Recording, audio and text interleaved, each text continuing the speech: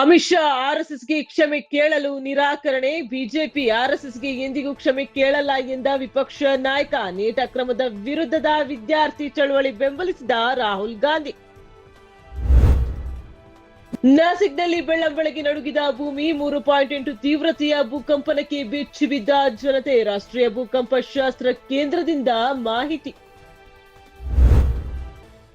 ಒಂದೇ ಮಾತರಂ ಗೀತೆಗೆ ಅವಮಾನ ಮಾಡಿದ್ರ ಅಪರಾಧ. ವಿರೋಧ ಪಕ್ಷ ಸದಸ್ಯರ ಗದ್ದಲದ ನಡುವೆಯೇ ರಾಜ್ಯಸಭೆಯಲ್ಲಿ ಮಸೂದೆ ಅಂಗೀಕಾರ.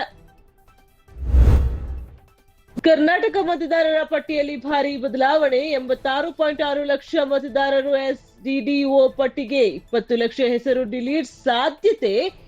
ಆಗಸ್ಟ್ 17ರ ಕರಡು ಪಟ್ಟಿ ಬಳಿಕ 66 ಲಕ್ಷ ಮತದಾರರ ಭವಿಷ್ಯಕ್ಕೆ ಕಂಟಕ. ಕಾವೇರಿ ನದಿ ನೀರು ಹಂಚಿಕೆ ಕುರಿತು ಚರ್ಚೆ. ಆಗಸ್ಟ್ 3ರಂದು ತಮಿಳುನಾಡು ಸಿಎಂ ವಿಜಯ್ ಬೆಂಗಳೂರಿಗೆ. ಶಕ್ತಿ ಕೇಂದ್ರ ವಿಧಾನಸೌಧದಲ್ಲಿ ಭರ್ಜರಿ ಸ್ವಾಗತದ ಸಿದ್ಧತೆ.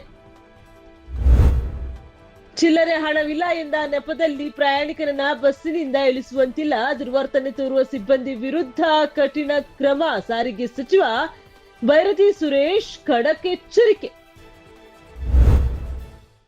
ಮೆಜೆಸ್ಟಿಕ್ಗೆ ಬರಲಿದೆ ಹೊಸ ರೂಪ. 4,997 ಕೋಟಿ ವೆಚ್ಚದಲ್ಲಿ ಜಾಗತಿಕ ಮಟ್ಟದ ಸಾರಿಗೆ ಹಬ್. ಎಚ್ಎಲ್ಸಿಸಿ ಅನುಮೋದನೆಗೆ ಸಜ್ಜು.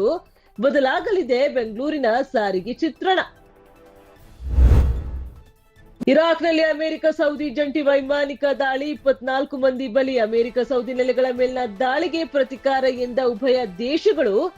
ಇರಾಕ್ ಸಾರ್ವಭೌಮತ್ವಕ್ಕೆ ಧಕ್ಕೆ ಸಹಿಸಲ್ಲ ಎಂದ ಪ್ರಧಾನಿ ಅಲಿ ಅಲ್ ಜೈದಿ.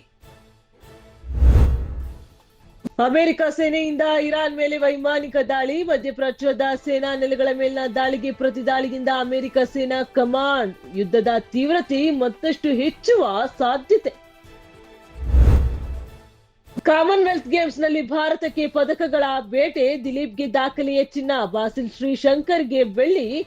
6 ಬಾಕ್ಸರ್ಗಳು ಸೆಮಿಫೈನಲ್ಗೆ. ಭಾರತಕ್ಕೆ ಮತ್ತಷ್ಟು ಪದಕ ಖಚಿತ.